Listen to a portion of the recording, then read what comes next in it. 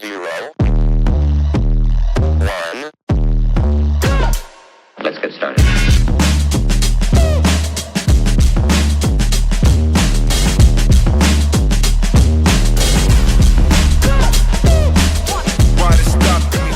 All right, welcome to episode 20 of Unforced Errors. Today, Carl and I are in the remote studio, and we are going to talk some pickleball partnerships. We're going to talk about some paddles that we're interested in trying. Going to recap PPA Challenger Punta Gorda, discuss the Masters, and what is next for PPA. So, Carl, hello, how are you? I'm okay. I don't like being this far away from you. Yes, it is a peaceful life, isn't it? It's not my favorite, but I'm excited to talk about some of this stuff today, especially some of the paddles that are coming out. I thought there was a lot of good matches and matchups here recently, so I'm excited to get into it. Yeah, I mean, let's just jump right in because, nobody wants to hear us ramble. Yeah, they do. They might. So we had quite a few new partnerships. It's tis the season, it seems, Carl. And Yes, I agree. Obviously, we had we'll just start right out of the gate with the monster. Annalee Waters, 7 years of paddle tech. She said, nah, I'm out. She left. Yeah. Seems like it was a nice split. Both parties were very complimentary of each other. But so she's on the move. She now moved to Franklin for paddles and now Nike for shoes and her courtwear. So transitioning from Fila. Changed everything about herself. Yeah. We also had Deckel Barr, which was probably one of the more surprising, I think, Deckel Barr and then Rachel Rohrbacher. Deckel went to 11.624. So love to see the smaller brands getting some run here. So he's going to be playing with the Power 2, which is their up and coming foam paddle, which we are very excited to try. I've seen some early initial thoughts on the grit just being absolutely insane, and it plays really well. So Love it. What else do we have on there, Carl? Well, we have Chris Hayworth, who went to Luz. I thought you might call that one out. That does seem like one you would. As our resident lesbian, you are big on the Inferno, so he's gonna love it. I know it. I mean, you thought he was good. You wait. We're going to get to Chris Hayworth because he did play quite well with the Inferno yesterday at the Masters. Just to cap this off, though, Rachel Rohrbacher went from Selkirk to Friday, as well as that pickleball guy, Kyle Kazuda, did the same. So shout out to Friday getting some massive talent on and off court. Because Kyle is, that pickleball guy is fantastic content creator and a very good pickleball player as well on the APP tour. And then obviously everybody knows Rachel Rohrbacher is, a top 5 player in the world. She's unbelievable.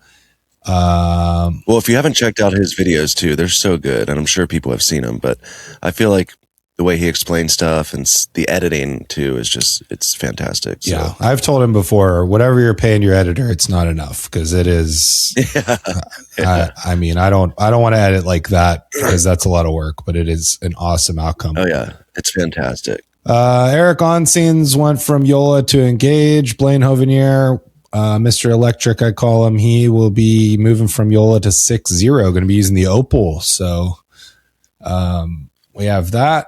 And then the last one, which was another big one, Gabe Tardio moving on from Pickle to Faculos, the Vietnamese company. So going to be interesting to see how all of this affects them, because I feel like if you're a pro player, you could probably use almost any paddle and be good. That is not the case for us, Carl. Yeah. No, it is not.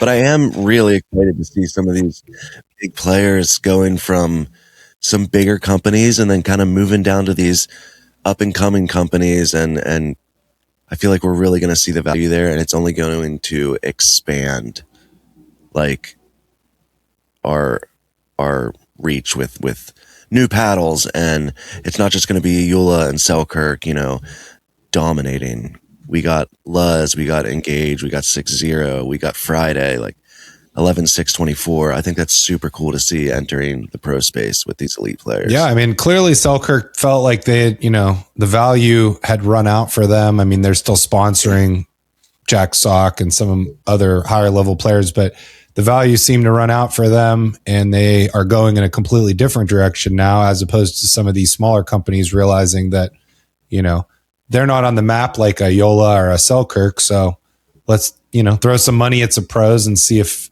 that helps things. And I think that it absolutely will. And, yeah, it should be fun to see. I have to agree. Let's talk about some paddles we want to try, Frank. Yeah. Some paddles we're excited about. There's a bunch of new paddles that have come out, as is the technology in this sport. It is crazy. So yeah, let's go through just some new paddles that are going to be coming out that are on our radar. I don't know if we're going to get a chance to hit all of these, but these are some ones that we're really interested in hitting. So you want to kick us off? Well, one that I am insanely excited about and really hopeful that we get soon. They told us they would send us one, and we actually had a chance to play with one of our buddies' paddles, is the Honolulu CR, whether it's the J2 or the J6. Very excited about that paddle. Heard some really good things about it. I played a game or two with one and was pretty impressed. Yeah, that floating core has just got a different feel to it, but it plays really well. I only got a chance to play a couple games with it. Shout out to Stu for letting us borrow that. But yeah, it's really exciting. So Honolulu says they've shipped it, or they're going to be shipping it soon. So at some point this year we will get the paddle and we can do the review, but we're really pumped to see. I know the J6 is the production model, or the only one, which is their elongated right now, that's a production model. I believe the J2 is not a production model yet, but it's coming, so that should be good. Outside of Honolulu, Spartus put out a new paddle. We haven't heard from Spartus in a while. We have not. I owned the Apollo back in the day, and that was my first wide body paddle, and that was nice. And then they had the Olympus, which was around for a while, but now we've got the Spartus P1 with this permagrit, which everybody seems to say is like almost like a rubberized texture, but does not wear off. There's many reports of people playing 15 plus hours, and the grit, measuring the grit and whatever R value that they use, the RZ value or whatever one that it is, it's not wearing down. So I think, having the floating core there, and then, having such a consistent paddle. It does have a little higher swing weight. I think it's 120 plus for a hybrid, which is kind of heavier. But if you can deal with that, seems like this thing is going to be really special. Yeah, and that paddle is not foam, am I correct? No, it is foam. That's their first foam offering. It is foam. Yep. Okay. I would imagine, like, if they have more grit or something, maybe that's what's causing that swing weight to be so high, because that is kind of high for a swing weight. But I know a lot of people put weights and stuff on their paddles anyway, and they can handle it. I have a terrible elbow, so that stuff's hard for me. Yeah. I have a terrible reaction time, so I don't weight my paddles often.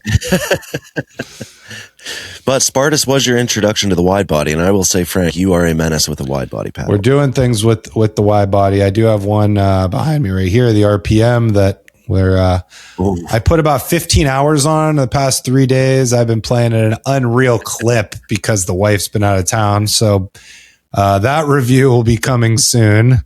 But yeah, wide body paddles I've been cruising with those. I'm not a big elongated guy. I like them more than I did before, but hybrid and wide body are generally my go-to. So yeah, I enjoy an elongated paddle, but I will say, with that wide body RPM, I have seen you play the best pickleball I've ever seen you play. Just please don't get used to it. I'm just saying, I think that's your paddle, man. That RPM wide body, it just fits your game so well. We will find out. But outside of that, shout out on the other side of me here, the Pickle Poppers Poppin' Pink. Oh yeah, the all women's paddle. They said I have not had a chance to hit it. I know you did. It's a full foam paddle. It is a legit paddle, even though it looks like this little cute paddle. We had a couple ladies try it out. at Open Play. I never even hit it. We just gave it to them, and they had a lot of fun playing with it. Oh yeah, I hit with it. A couple of my buddies that I played with hit with it. A few of them really, really liked it. The handle is thinner. It's a little shorter, but they really liked it. It honestly has a surprising amount of pop, and there's power when you want it. But I think up at the net, it's going to be a good one for that style of gameplay. Yeah. So we'll be doing a video at some point. Grab some ladies that want to test this out, and we can get their thoughts on camera of what they, transitioning from what they're using now to what they think of that. But I'm pretty excited. I know Pickle Poppers has another full foam paddle coming out for the masses too. So this is kind of just their intro. So we'll look forward to seeing that. On the foam train, we also had the Volair Shift release, which is a collaboration with Justin from Pickleball Etc.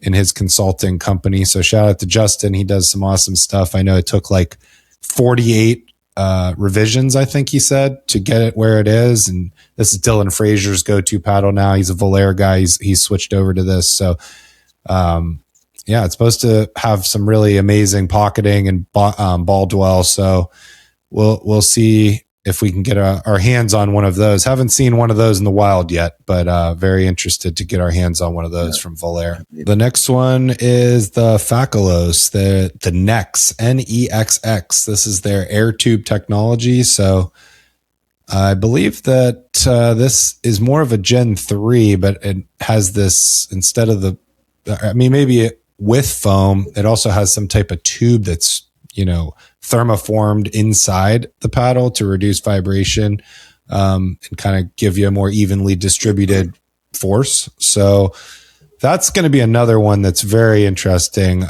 Would like to test out any of these Faculos paddles that, Gabe has switched to, or this one, because don't know much about them, but I think the pickleball market in Asia is, exploding and really catching up now. So it should be fun to see what they come up with. I had not heard of them at all until I saw the announcement that Gabe was moving to that company. So I really don't have any information on that paddle. Yeah. So, or the company in general, but I'm excited for it. They're out there. And then we've got about 4 of these. Some of these are older. Some of these are newer. In the paddle game sense, they all came out pretty recently, but there's these 4 are more focused. They're all foam, but they're more focused on the all court side of power, or the all court side of paddles, because we have, an endless amount of power paddles that are foam. But I think it's interesting that now people are starting to transition. You've got this Groove and Movin', their 16S paddle that's coming out or is out, that people are raving about it because it's a step back from just pure power. You get plenty of control. 6-0 Coral, Enhanced Duo, and Pickleball Apes Charm. Would really be interested to hit some of those as well, because all I feel like we hit is power paddles. And so it would really benefit us, I think, to step back and hit some all court paddles that are foam, because we both like the way the foam feels. Yeah, and we definitely need to step away from the power paddles every now and then. My game isn't consistent enough. It's like I'll go in there and rip a power paddle and feel great, and then the next day I need the softest paddle in the world. So I think that there's definitely a market. I think everyone gets excited about the power paddles, but I will say that from experience, after using so many power paddles and I moved back to like a control or an all court paddle, I realized like, hey man, this is where I should kind of exist right now. And to help develop your game. And once you start playing some higher level players, you can't just bang the ball over the net anymore. You have to have some technique. And I think that's where those paddles really step in. Yeah, definitely. All right. So the last one that we have on the list is the Chorus Coda. Keep an eye out. There's going to be an episode at some point here with Matt from Chorus talking about the Coda in more detail, but excited for that. Love Chorus as the brand. Matt's awesome. So really looking forward to seeing what they bring into the foam market now that they've got over the hurdles of all these setbacks, the delisting, the cease and desist on their logo. So it's obviously put them back a bit, but I think it's going to be really awesome. And I know that those are on the way. I believe it's going to be shipping in middle of February. So keep an eye out for that. Yeah, I'm very excited for that one. We love Chorus here. And I'm super, super excited to see what their All Foam has to offer. Yeah. So that's just a little paddle talk, just some new paddles coming out. We have not hit any of these except for the CR, and that was only in a couple sessions. So, if you're a paddle company that's listed here or you're not listed here and you want us to give you feedback from us in the Charleston, South Carolina community, hit us up. The DMs are open, and we'll do it. Let's talk Challenger. Yeah, so Challenger Punta Gorda. It was Sione Mendez. Nothing new there. She got gold. Samantha Bukes. Still not 100% I'm pronouncing that correctly. At some point, I'll clarify with her. But she was able to pick up silver. And then Kelsey Laurent got bronze. So Sione adds to her growing list of Challenger titles. Men's singles, George Rangeloff, Matthew Finnerty, William Sobek, in that order. Rangeloff with his second career PPA Challenger singles title. He was solid all weekend. And then in mixed, we had Paula Reeves and Christopher Crouch. They were able to pull it out on top. They beat Maya Bowie and Austin Bricker. And in bronze, it was Mevish, Safdar, and Anwar Braham, which Christopher Crouch and Anwar Braham are fresh off their win not long ago for winning the PPA title or winning the PPA contract. And so kind of interesting and always fun to see, friends battling out at the top there. So shout out to them. Mm-hmm. Women's doubles, we had Ava Radikowska. Shout out to Ava. She's in her final year here, 2026. She'll be retiring. She's had an awesome career. She played on Nashville Chefs as well with our guy, Anderson Scarpa. So her and Tammy Emmerich started out pretty nicely this year with getting a gold for women's doubles. Silver was Krista Getcheva and Mevish Safdar, and bronze with Mari Humberg and Andrea Koop. So pretty exciting stuff there for Ava to be able to grab a gold and start 2020, her final year, 2026, with a bang. And then, multiple medals for Mevish too. Mevish is out there. Pretty cool. Mevish is going gold at some point here. We're waiting. She's going to do it. Oh yeah. Speaking of a couple other people that did quite well this weekend, it was Juan Benitez and Camden Chafin. So obviously we're big fans of Juan and big fans of Camden as well. Him and his family are just great people. So that was a crazy one there. They were able to overcome Anwar and Luca Mack for the silver. They were down. They saved 4 match points.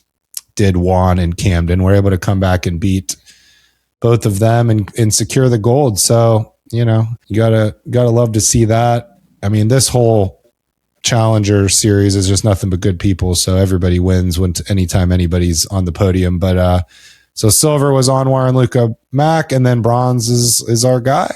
It's Tom Protzik, pairing up with Martin Emmerich. He's best. So both of them from Germany. The German connection, I believe, is what they're referring to themselves as. So the shout out to that. The Emmerichs did okay here. They were able to pull some medals, both Tammy and Martin. So that was a big one. So after PPA Challenger, Carl, we moved on to the Masters. It was all white.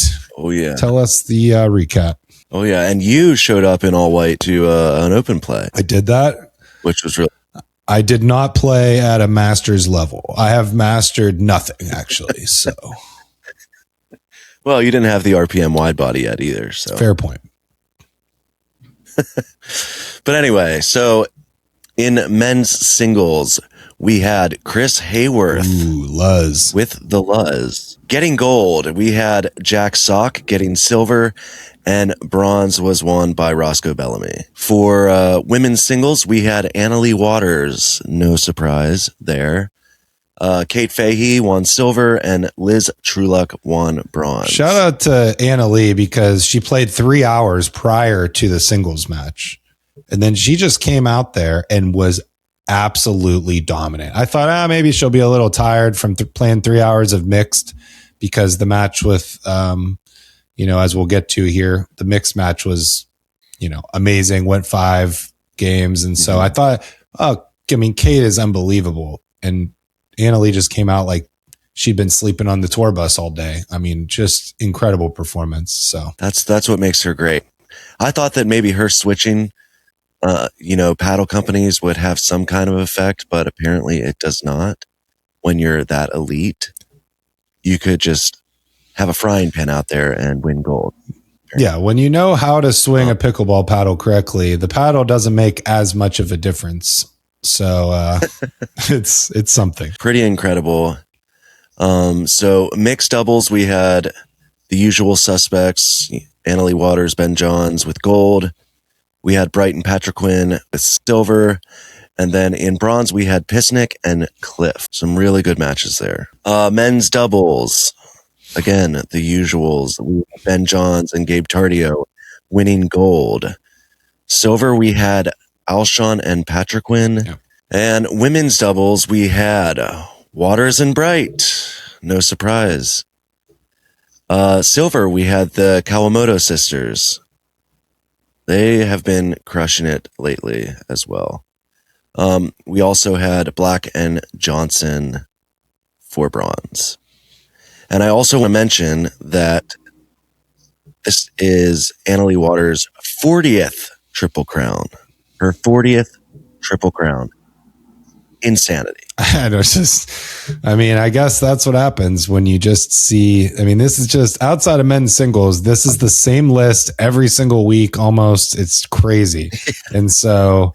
Yeah. And I think this will be the standard list going forward because I think Chris Hayworth's playing on a different level right now. So he really is. He really is. He transitioned over from the APP and he came in at like 56th ranked or something. I'm like, I don't know why everyone's so hyped about this guy. What's the big deal? He's ranked 56th. Had no idea he'd been dominating on the APP tour the whole time. And once I watched him play, I got a chance to see him play at the Lifetime Open. And I was like, I get it now. Never mind. So just. He is proving himself for sure. Yeah. So good stuff there. Good grab by Luz. Definitely. So, all right. Up next for the PPA tour, we have, looks like they're heading to Minnesota, Carl. It's a little cold up there. I'm going to be out on that one. It is. I mean, it's cold down here, so I can't imagine how cold it is up there. It's not great, but that's at the Pickleball Central. This is the Pickleball Central Indoor National Championships Lifetime. It's at the Lifetime in Minnesota, January 19th through the 25th. So go check that out if you're in or around Minnesota, and your car isn't snowed in, I guess, because I don't know. And then Challenger, we have January 23rd to the 25th. We've got the Tucson PPA Challenger at the South Keno Sports Complex in Tucson. So they're just, we're back. It's 2026 and now we're just pumping schedules again. It's like nonstop pickleball. Yeah. So we're here for it. We're going to try to make it to a Challenger event too, right? Yes, that is the goal. I don't have any idea how we're going to pull that off, but at least one of us will be at a Challenger this year. Yeah. That is for certain. I just don't know if you and I can. It was so fun. I want to do it again. Yeah, I would love for you and I to line it up, but schedules as we've tried a few times have not been ideal, but we'll continue to work on it. And then the last thing here, we do have a local event, the Charleston Rangers Moneyball on January 25th. That is at Pickle Rage. Oh yeah. Which is where I spent the last 15 hours playing with the RPM.